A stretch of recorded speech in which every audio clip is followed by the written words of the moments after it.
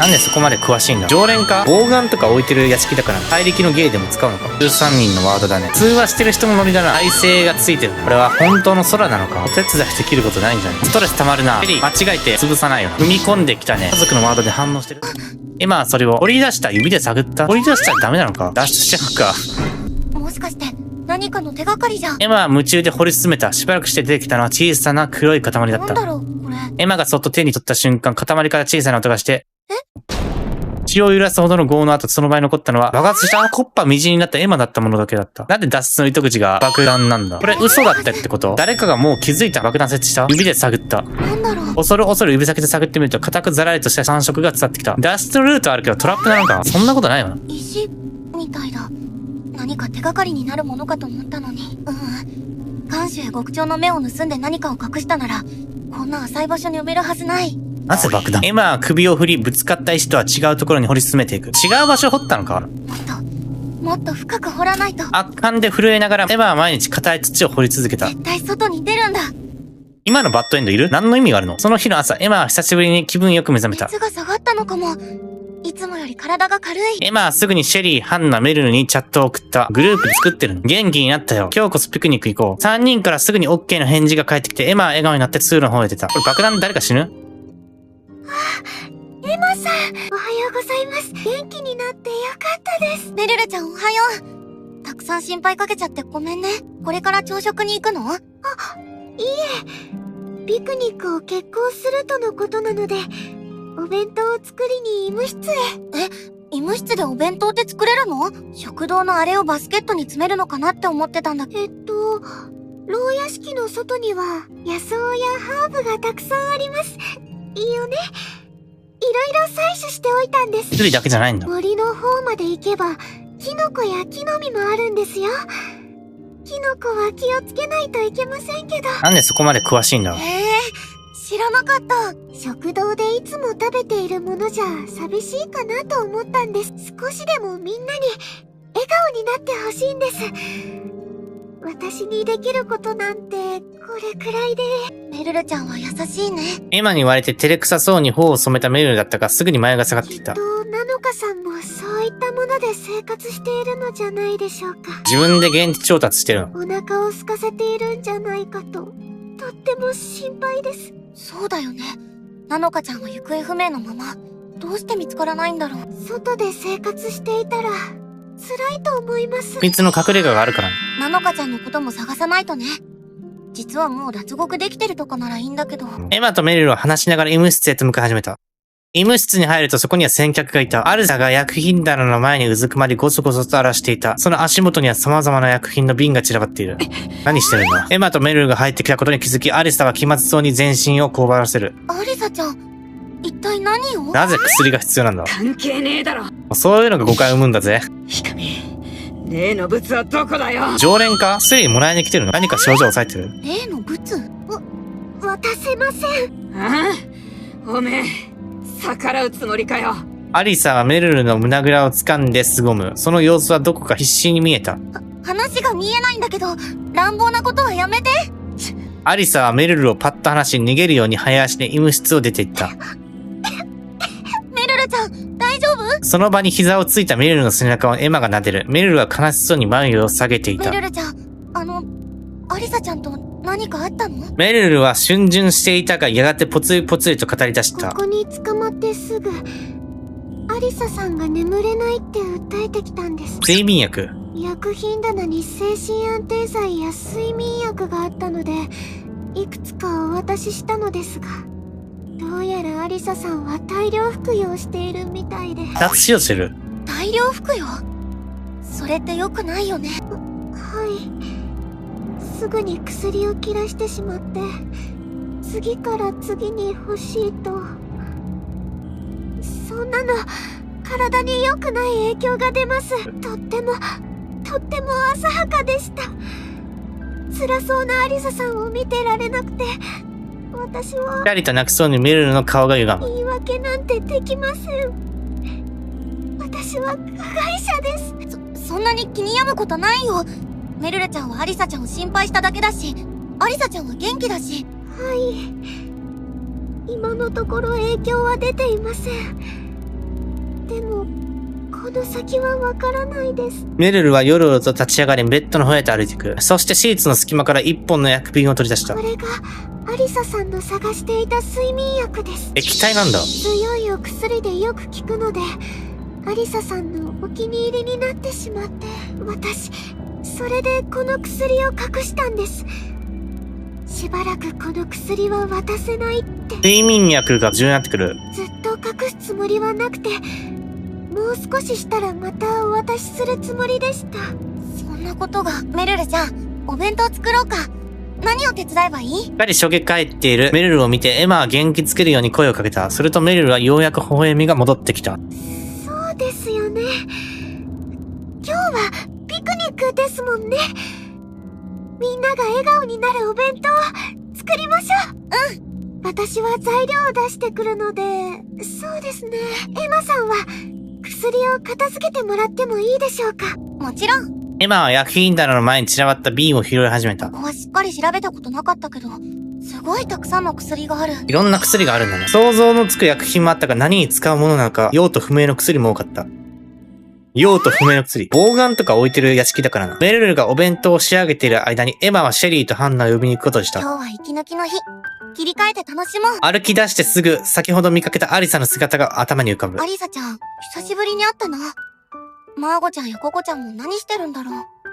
エマはきっと強い瞳で顔を上げた。シェリーちゃん、ハンナちゃんだけじゃなくて、みんなを誘ってみよう。みんなをピクニックに誘うのか。まだ水は埋められるはずだと、エマは信じて先を急ぐ。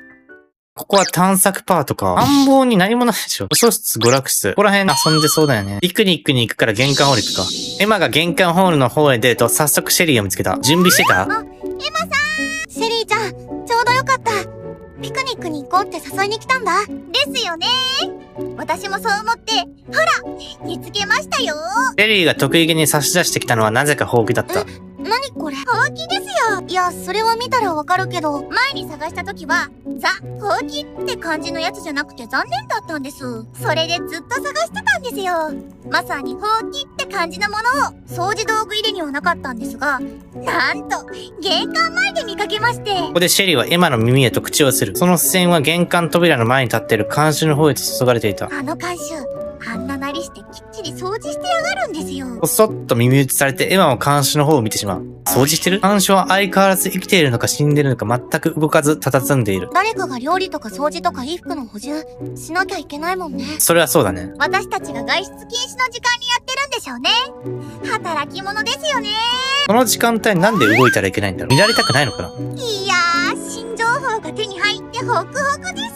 目をキラキラ輝かせているシェリーの意図がわからず、エマは困惑した顔になる。でもそのほうきを一体何に使うの？僕が知らないだけで、世の中ではピクニックにはほうきが必需品？それは、お楽しみです。というわけで、私は先に行ってますね。怪力の芸でも使うのか。シェリーはほうきを手にして嬉しそうにスキップしていってしまった。どうしよう。理解できない。シェリーはいつも明るく元気いっぱいだということだけが理解できた。マーゴが図書室にいそう。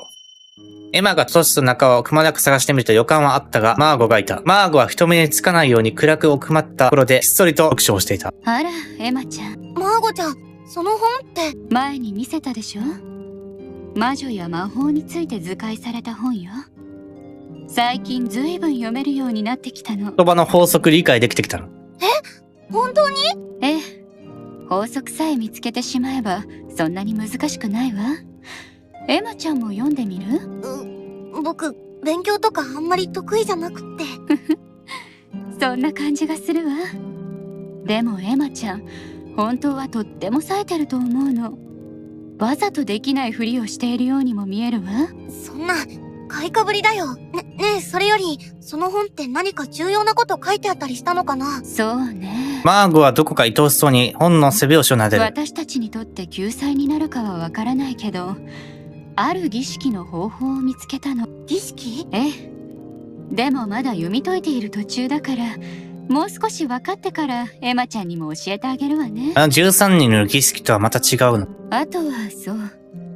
この屋敷のどこかに魔女を殺す薬があるらしいの。魔女候補ではなくて魔女を殺す薬？監視殺す？魔女を殺す薬？ええ。薬の名称はトレデキム。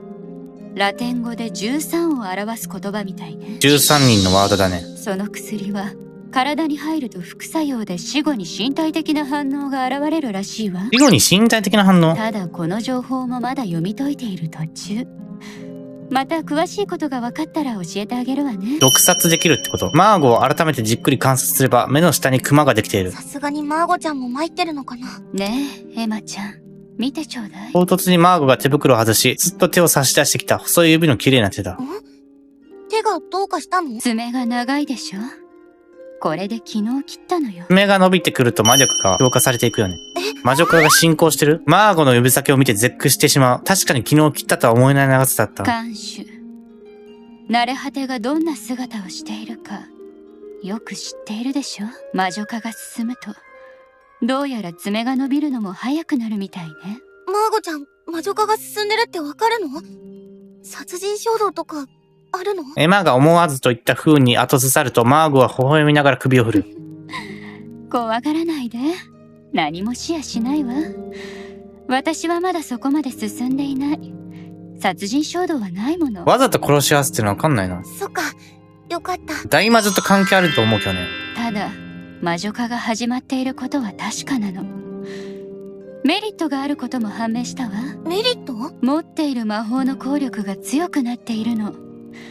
きっと魔女化が進めば進むほど強力な魔法が使えるようになっていくのね。みんな魔法変化していくんじゃない？この本の図解にある通りにね。魔法が強くなったらいいことはあるかもしれない。でも、慣れ果てになったら自我を失っておしまいだ。このバランスつかめるのかな？ねえ、レイヤちゃんやアンアンちゃんの処刑覚えている？忘れられるわけないよ。二人とも殺意に駆られて殺人を犯し、魔女として断罪された。そして成り果てとなった。時々悪夢になって出てくる。それもまた僕らを追い詰めてる。どの段階で私たちの体は完全に魔女化し、死なない体になるのかしら。彼女たちは処刑によって死ななかった。もう魔女になっていたってことよね。けれど外見には影響が出ていなかった。個人差なのかしら。人を殺すと魔女になる。外見が少し異形化する子もいれば、そのままで魔女になってしまう子もいる。外見で判断できたら簡単に魔女を隔離もできるのに。隔離ってそんなひどいこと？あら、合理的だと思うけれど。例えば私はもうこの段階で隔離すべきね。魔女になる可能性が高い子を閉じ込めれば殺人事件は起きない。最初からそうすべきだったのよ。エマは前を下げ首を振でる。きないよ。エマちゃんは優しいものね。でもその優しさは時に残酷。いずれ後悔するわ。後悔なんてしないよ。僕はみんなと一緒にこの牢屋敷から脱出してみせる。もう誰も死なせたりしない。マーゴはうつろな瞳でただ無表情にエマを見つめていた。エマの綺麗事はマーゴの心にかすかにも触れられないのだろう。それでも僕はマーゴちゃんだって助けたいんだよ。マーゴちゃん、今日みんなでピクニックに行くんだ。よかったらマーゴちゃんにも来てほしい。みんなで楽しく過ごせたらいいなって思う。そう。マーゴはぽつりとつぶやき、興味情けに本屋と目を落とす。私は行かない方がいいと思うの。誰かに殺意を抱いてしまうかもしれないし。でも待ってるから。エマはマーゴに背を向けて歩き出す。僕たちに絆はある。絆があれば殺人事件は起こらない。僕はそう信じたいんだ。エマは強く前を見据えながら拳をぐっと握った。そんな早く事件起きるかな？暗房にいるのはここじゃないかな。ここには誰もいないかな？友人の官房が並ぶ地下通路をエマは念のために一つ一つ覗いていく。するとハンナとココの官房にまだハンナが残っていた。ハンナは何をしてる？ハンナは床にペタリと座り込み背中を向けて何やら集中して作業している。裁縫をしてる？ハンナちゃん？ちょっと声をかけてみるとハンナの肩が大げさにビクンと揺れた。あら、エマさん。びっくりしましたわ。ハンナは手元にあったものを急いで毛布の下へ隠した。なんだろう。なんでもねえですわ。気にしないでくださいまし。何か作ってるな。プレゼントか。エマのいぶかしむ視線に気づいたのか、ハンナが慌てて官房から出てくる。隠し事をされたことでエマは少ししょんぼりした顔になる。するとハンナが慌て出した。別に大したことじゃありませんのよ、本当に。危ないことをしているわけでもありません。エマさんが少しでも元気になるように、プレゼントを作っていますの。自分で縫ってるのか。エマさん最近寝込んでいましたし、お見舞いにもなるかなと。視線をそらして気まずそうにしながらハンナが言ってくる。プレゼント？騒がなくってもよろしくてよ。全然大したものじゃありませんから。アンナちゃん。エマは感極まった様子で涙をにじませる。大したものじゃないんですから、大げさに捉えないでくださいまし。私、先に行ってますね。じゃあまた後で。照れ隠しなのか怒ったような足取りでハンナは立ち去った。娯楽室誰が行くんだ？娯楽室のソファーにはココが座っていた。ここでいつも配信してたっけ？なにそれ、ウケる。誰と喋ってる？マジなん？ちょっと詳しく聞かせてよ。大丈夫大丈夫。あてし暇だし。通話してない？で、そうきたか。通話してる人のノリだな。こんなに笑わないでしょ。ココはエマが入っていたことに気づかず誰かと会話をしていた。スマホで。エマは呆然と立ち尽くし、スマホを耳を当てて会話をしているココを凝視した。これ一人で喋ってる？ココは注がれる視線でエマに気づいた。動揺したココがスマホを取り落とす。ココちゃん、一体誰と会話を？そのスマホ、外と繋がってるの？エマは勢い込んでココに迫るが、ココは気まずそうに視線をそらしてしまった。バカ。なわけねえだろ。外と連絡つくなら、とっくに助け呼んでるわ。怖すぎるだろう。一人で何してる？そうだよね。じゃあ今のは、誰かと通話してる妄想で、一人で話してたってこと？ココの空気が突っ込むのを拒否している。つうか、話しかけないでくれます？もうあてしら一緒にいるのやめたんだし。触れてはいけないものを見てしまった。本当は話しかけてほしいんじゃないの？でもココちゃん、誰かと話さないと、かなり来てるんじゃん。来てる。うるさい。うるさい、うるさい、うるさい。あんたなんか嫌い。あてしは、推しとしか繋がりたくない。それ以外はいらない。どっか行け。消えろ。こんなの全部、悪夢だから。ココはうずくまって耳を塞ぎ叫んだ。触診。着信音などなっていない。ここは焦点の合わない瞳で落ちていたスマホを拾う。あてしだよ。元気、元気。そっちはどう？そっか。推しと喋ってる。あまりにも痛々しい姿にエマはかける言葉を知らん。ココちゃん、もう妄想と現実の区別がついてないんだ。このコメントもひどいな。この背中は牢屋敷の現実を拒否していた。でも、ここにいるのは悪魔なんかじゃなくて、現実なんだよ。ココちゃん。現実逃避してるのか。ココちゃん、今日みんなで裏庭でピクニックしようって話になったんだ。よかったら来てほしい。待ってるから。これが耳に入るかね。エマは拒絶しているココの背中に切々と声をかけた。ココは振り返れなかった。ずっとここにいない誰かと会話を続けていた。ラウンジ。アリサがラウンジにいるんだ。水場にいないんだな。エマがラウンジに入るとソファーに座るアシサを発見した。疲れてる。みんなを探しに出たはずだが、アリサの姿を見つけてエマは臆してしまう。どうしよう。声かける？先の医務室での出来事でエマの足はすくんでいた。桜庭か。エマがおずおずとしていたらアリサの方から声をかけてきた。さっきは悪かった。辛く当たるつもりはなかった。でも、どうしてもイライラしちまって。アリサはごもごもと言いにくそうにし、エマを驚かせる。アリサちゃん、悪い子じゃないんだ。それはもう知ってる。気にしないで。その、体調はどうかな？薬のこと、ヒカミから聞いたんだな。ヒカミが過保護で大げさに言ってるだけだ。たくさん飲んだって。別に体に影響なんてねえよ。薬には慣れてんだ。そうなの？勘違いすんなよ。違法薬物とかじゃねえから。薬飲んでると安心できんだよ。耐性がついてるんだな。こんなところに捕まって正気でいられるわけねえだろ。だからそうだよね。不安になる気持ちわかるよ。でも体に悪影響が出るのは良くないよ。ねえ、今日はみんなでピクニックに行くんだ。アリサちゃんも一緒に来ない？忘れたいことでもあるから。一人で思い悩んでるより、みんなでパーッと遊んだ方が気も晴れるよ。考えとく。アリサは冷えしきっている様子だが、エマに対する当たりは随分と柔らかい。アリサちゃんともっと仲良くなりたい。みんなが仲良くなれたら、殺人事件なんて、もう絶対起こらない。本当かな？僕先に行ってるから、よかったら来てね。待ってるから。エマは勢い込んでアリサに声をかけ、ラウンジを出て行った。その場に残ったアリサは、深く深く息を吐き出してから天井を仰いだ。そろそろやるか。何をやるの？限界だよな。うちはもう無理？燃やす？反抗するのか？半死に反抗する？花畑にやってきたのはエマ、シェリー、ハンナ、メルヌいんだ。みんなに声をかけたけど、やっぱりこの4人になるよね。寂しい気持ちもあるけど、でも、今日はいろいろ忘れて楽しもう。広大な敷地には緑の芝と花畑が広がり、遠くに青空が広がっている。アンナとメルルは敷布の上に早速食べ物を取り出していく。ここ、見晴らしいいですよね。常に虹が出てるの不気味ですけど、こういう時はなんだか嬉しくなりますわね。これは本当の空なのか？温かいお茶をどうぞ。暗くなったりするもんね。それとも先輩の魔女の魔法で虹が光ってる。メルルちゃんありがとう。あったかいお茶嬉しい。エマさん体調崩してますもんね。辛かったらすぐ言ってください。ありがとう、シェリーちゃん。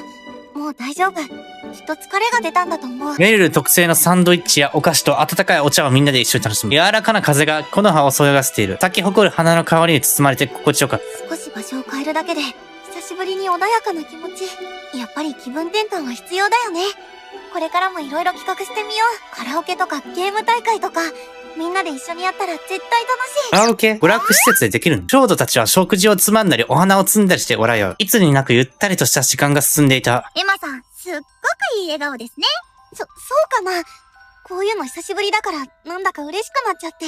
友達と一緒に過ごして、おしゃべりして、本当に久しぶり。今までの共同生活でそういうことしてなかったの。かつて友達と笑い合ったシーンが霞がかって脳裏をよぎる。なぜか胸の痛みを伴ってエマはそのビジョンをすぐに振り切った。ごめん、勝手に友達とか、友達とはちょっと違うのかもしれないけど。友達って認識で合ってますわよ。アンナはぶっきらぼうに言い放ち、照れくさそうにぷいっとそっぽを向いてしまった。アンナちゃん、ありがとう。です。私たちはもう友達です。こんなにずーっと一緒にいるんですから、ずっともです。それ、意味が違うんじゃないかしら。さて、ではそろそろ。一通り食事が済んだところでシェリーが立ち上がった。ほうきでシェリー何かする？あら、もう帰るんですの？まさかここからが本番ですよ。じゃシェリーはどこからかほうきを取り出して掲げた。ーん。あ、さっき持ってたほうきだ。結局何に使うつもりなんだろう。ほうきで飛ぶんじゃないか。ほうきで何をするつもりですの？アンナもエマと同じ疑問を抱いているらしく、シェリーに質問する。風圧でエマ飛ばす。よくぞ聞いてくれました。これでハンナさんに飛んでもらおうって思って。ほうきに乗って飛んでもらうつもりなのか。あ、そういうことか。シェリーはほうきを手にハンナにズイッと迫る。魔女といえば、ほうきで空を飛びますよね。ほうきも飛ばせる。ちっちゃい頃から、ほうきで空を飛ぶ魔女を見て育ちましたよね。道具持ちながら飛べるか。私、極長さんから魔女の話出された最初から、ずっとこれが見たくて見たくて。捕まった直後のあのヤバい状況下で、そんなこと考えてましたの？あなた。このほうきには、全人類の夢が詰まってるんです。大げさに言って乗せようとしてません？ハンナさん、やっちゃってください。お願いします。ズビチとほうきを差し出すシェリー。あなたも魔女候補でしょ？あなたがやればいいんじゃねえかしら？私は名探偵ですが、空は飛べません。そしてハンナさんは、空を飛べます。唯一の特技。唯一って言うな！あわよくば、私を後ろに乗せてください。シェリーは目をキラキラと輝かせ、完全に同志に帰っている表情だ。ほんの少し涙目になったハンナがエマとメルルに訴えかける眼差しを向ける。ごめん、ハンナちゃん。この勢いはきっと止められない。私でお手伝いできることがあったらよかったのですが。ごめんなさい。どうしても空を飛ぶことはできません。私はどうすれば。お手伝いできることないんじゃん。泣きそうになっているメルルを見て、ハンナは諦めたように大きくため息をついた。わかりましたわよ。やればいいんでしょ？やれば。ハンナがシェリーの手からほうきをかっさらう。シェリーが飛び跳ねて喜んでいるエマも苦笑が漏れてしまった。なんだかんだ、ハンナちゃんも付き合いいいよね。そして、なんだ？飛んだ？おも。一緒に飛んでんの？ほうき？これ、重量とか大丈夫なのか？人間サイズは飛べるのか？シェリーの要望通り、ハンナはほうきで空を飛んでいた。厳密にはほうきで空を飛んでいるわけでなく、ほうきを手に持って浮いている。加えて後ろにシェリーを乗せているので、よろよろとした低空飛行だ。魔女になった気分です。魔女になったらダメでしょうが。楽しい。私は楽しくありませんか？ハンナは苦い表情で何とか空を飛ぶ体裁を整えている。シェリーの望みを叶えてやろうと顔を真っ赤にして落ちまいて必死な様子だった。このまま塀を越えちゃいましょうよ。バカなの？そこまで高く飛べないんだね。塀を越えるんだったら、ほうきとあなたを捨てるに決まってるでしょ？ザ・ほうきパワーでなんとかなりませんかね？浮遊が覚醒したら本当に逃げられるのにな。これは魔法のほうきじゃなくて、清掃用のほうき。本と捨ててやりたいですわ。捨てないでください。くっつくなですわ。暑苦しい。シェリーはもっとくっついた。少し離れた。空飛ぶの？仲良くなればなるほどストレス溜まるな。もっとくっついた。シェリーはもっとくっついた。離れません。シェリーはよりハンナにくっつくようにギュッと抱きつく。そんなに抱きついたら苦しいですわ。バカ力。これ潰さないか？そんな揺らさないでください。怖いですよ。これは揺らしてるんじゃなくて、あなたが重くて。自力でシェリーを支えているハンナの腕はプルプルと震えていた。引き返そうにもいつの間にかエマとメルルのいる場所からだいぶ離れてしまっていた。このままどこかちょうど良さそうな場所に降りましょう。シェリー、間違えて潰さないよな。突然ハンナの魔法が解け、二人は下の茂みに落ちてしまった。幸い低空飛行だったこともあって大きな怪我はしていないらしい。シェリーの楽しげな笑い声が青空に響いた。楽しいのは、あなただけ。寝転んだまま荒い呼吸を繰り返しながらハンナは恨めしそうにシェリーのにまう。ハンナさん、すぐに起き上がれなそうですね。少しここで休んでいきましょうか。あなたは、先に戻ってもいいんですのよ。そんなことできませんよ。ほうきに乗りたいって言ったのは私ですから。シェリーはハンナの隣に寝転がると一度大きく深呼吸をした。ここ気持ちいい場所ですね。まあ、悪くはないですわね。ハンナさんのおかげで、いい場所を見つけちゃいました。場所見つけた？別に、私は来たくて来たわけじゃ。まあまあ、細かいことはいいじゃないですか。こんなにいい気分なんですから。確かに、悪い気分ではないですけど。牢屋敷とは思えない穏やかな時間がシェリーとハンナを包む。その時ふとシェリーが何かを思いついたように口を開いた。このまま二人で行けるところまで行っちゃいましょうか。どういう気分転換？何を言ってるんですの？そんなの無理に決まってますわ。どうして無理なんですか？どうしてって。逃げてもすぐに看守に捕まってしまうでしょ。なら、捕まらないところまで逃げればいいんですよ。捕まらないところまで。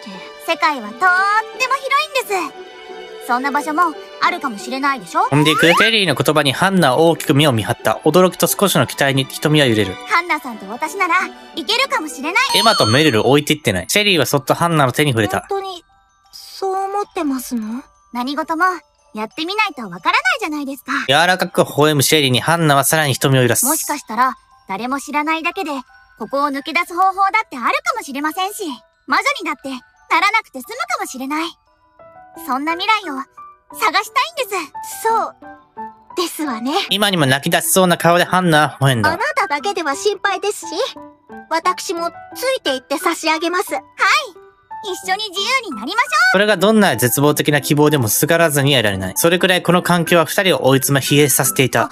でも、あの二人は。エマとメルルのことを言っていると分かったのか、シェリーはさらに優しく微笑んだ。ょう。私たちが自由になってちゃんと居場所ができたら迎えに来ましょう。エマさんとメルルさんだけじゃなく生き残ってるみんなを。シェリーいい子だな。それで今度は全員でピクニックをするんです。シェリー死んじゃわない？大丈夫？それぞれの好きなものがたくさん入ったお弁当を持ってあったかくて天気のいい場所で。いい考えですわね。それじゃあ、行きますわよ。一緒に。夢物語が現実になることを信じて、シェリーとハンナ立ち上がり手を取り合う。シェリー明るすぎるからこそギャップが大きいんだよな。その時ハンナの方を伝った一筋の涙が柔らかな風に触られていた。しばらくして、セリーちゃん、ハンナちゃん、どこにいるの？心配してます。返事してください。落ちてくるか？エマとメルルがシェリーとハンナを探しにやってきた。全然見つかりません。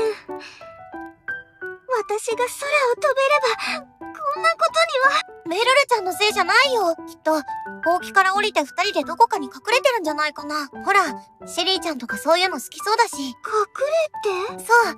だからもう少し探してみよう。しかし、いくら探してもシェリーとハンナが見つかることはなく、この後エマたちが再び二人に会うことは二度となかった。このまま逃げたのか？あ？バッドエンド？何が起きた？迎えに行かなかったの？何を伝えたいバッドエンドなんだ？おっと、ちゃんとバランス取ってくださいね。少し離れてみた。あなたがそれをキャンキャンと言い合いながら、シェリーとハンナは青空をかけていく。よろよろと遠くへと飛んでいき、二人の会話はやがて聞こえなくなっていった。メルルとエマは二人を見て笑顔になってしまうのだった。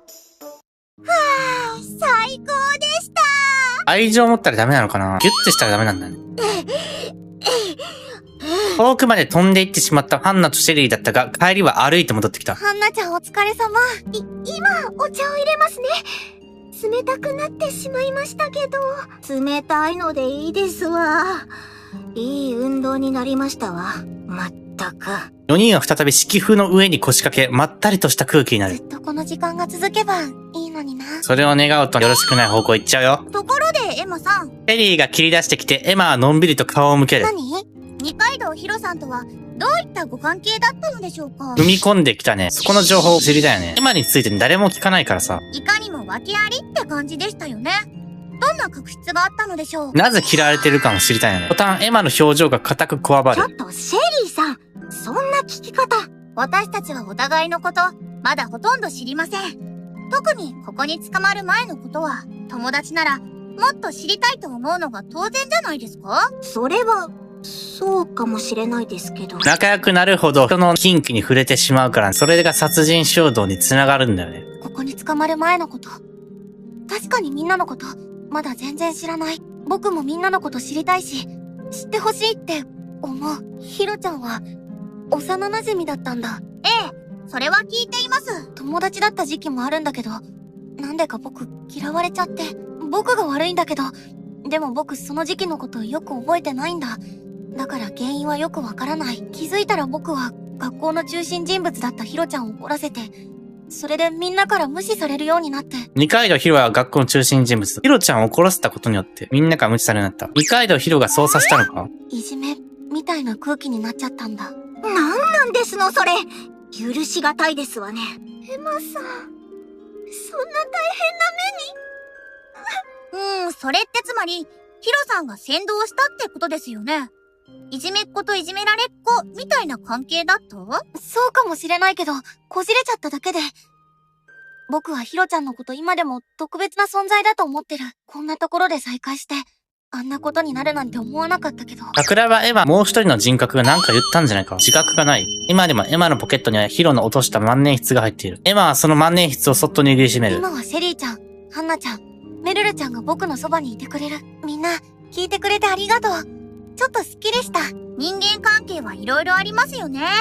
私もみんなに無視された経験あります。あなたはありそうですわ。エマさんと対応が違いすぎません？さすがに泣きますよ。ハンナさんはどうなんです？